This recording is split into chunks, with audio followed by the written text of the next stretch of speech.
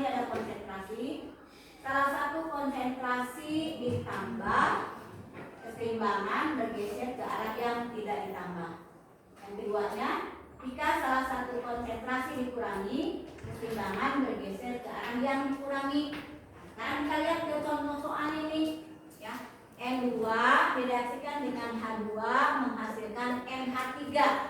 Nah, tadi keterangannya jika salah satu konsentrasi ditambah, misalkan di sini jika N2-nya ditambah, misalkan di sini konsentrasi N2 diperbesar ya, ditambah atau ditambah di sini. Nah, keseimbangan bergeser kemana? Tadi di sini jika salah satu ditambah, maka keseimbangan bergeser ke arah yang tidak ditambah. Berarti ke arah mana? Ke arah kanan, yaitu ke arah NH3. Jadi kalau misalnya N2 nya ditambah, gesernya ke arah NH3. Begitupun untuk H2. Jika H2 nya ditambah konsentrasinya, maka keseimbangan bergeser ke arah NH3. Sekarang dibalik. Jika konsentrasi NH3 dikurangi, keseimbangan bergeser ke mana? Kiri. Ke arah kiri. Lihat di sini. Jika salah satu konsentrasinya dikurangi, keseimbangan bergeser ke arah yang dikurangi. Berarti ke arah mana? Kiri. Ke kanan. Kan dikurangi. Jika salah satu konsentrasinya dikurangi, ya. Jika salah satu konsentrasi dikurangi, maka keseimbangan bergeser ke arah yang dikurangi. Jadi sama. Jadi kalau NH3-nya diambil terus menerus, maka NH3 atau ini bergeser ke arah NH3. Ya, ke arah NH3. Jadi ke arah ini, ke arah NH3. Kan tadi dikurangi. Ya. Sama dengan kalau misalnya kalian punya bak mandi 2, tapi bak China hiji. Apa ya? Kamar mandi 2, bak China 1 di tengah-tengah. Oh ya, terus di bawahnya ada bolongnya. Bak itu ada bolongnya. Jadi jika kita menambahkan air ke bak sebelah, tentu air tadi akan bergeser ke arah yang sebelahnya lagi, dan di bawahnya ada yang bolong. Begitupun sebaliknya, kalau kita mandi di bak sebelahnya, pasti air akan bergeser ke arah yang kita ambil, kita pakai. Kalau tidak salah ini kalau di kamar mandi, di WC umum biasanya ada tuh di sekitar terminal atau apa, ada bak panjang gitunya, bak panjang gitu, ya. Kamar mandinya beberapa, tapi baknya China kan biji, diambil 1 datang ke China, datang lagi terus lagi seperti itu namanya keseimbangan. Atau misalkan kalian punya uang ini 100, ini 100, itu tambah 50 nih, maka akan bergeser ke arah yang tadi tidak ditambah, kan ini 100, yang ini jadi ya ini 125, 150 kan, berarti 25-nya sama atau sebaliknya. Ya, itu faktor konsentrasi. Yang kedua ada faktor suhu. Nah, untuk faktor suhu ini mungkin lebih mudah ya.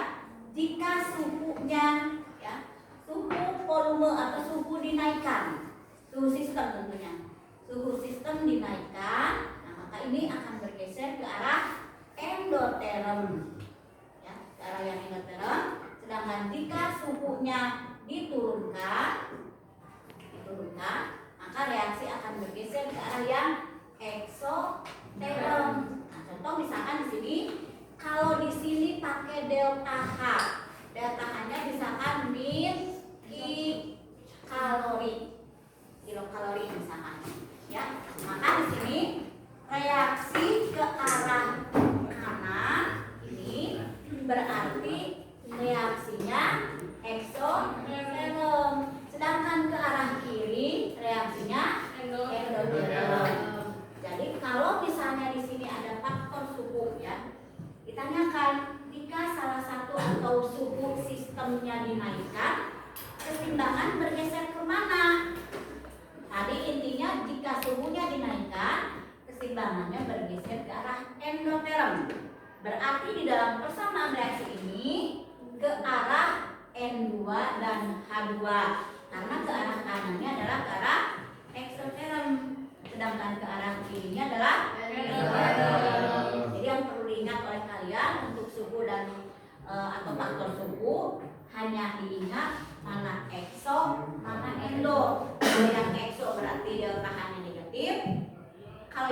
kanan exo, berarti ke kirinya endo. Atau sebaliknya, kalau misalnya delta-nya positif di sini, maka ke arah kanan adalah endo, ke arah kirinya adalah exo. Nah, itu untuk faktor suhu.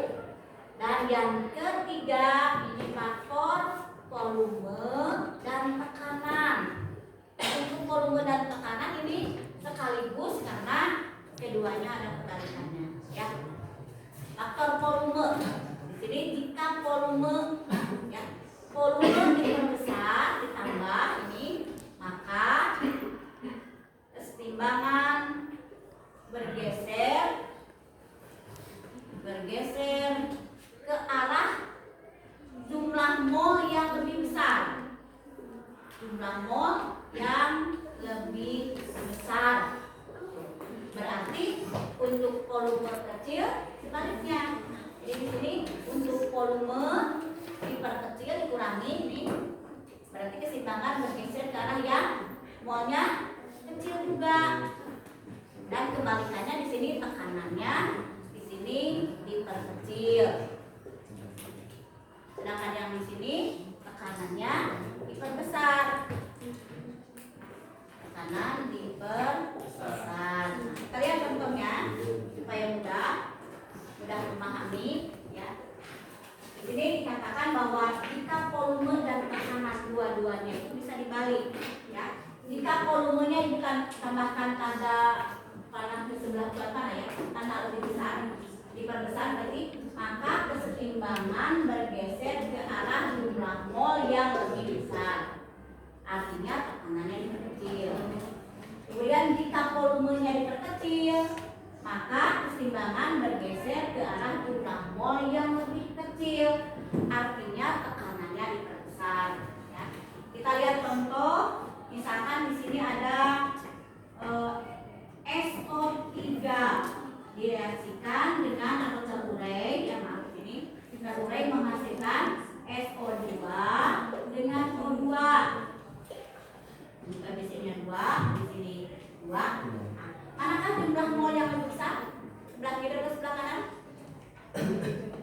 Jumlah mol yang lebih besar sebelah kanan. 2 ditambah 1, 3. Sedangkan yang ini 2. Berarti di sini kalau volumenya ditambah, maka keseimbangan bergeser ke arah SO2 dan O2.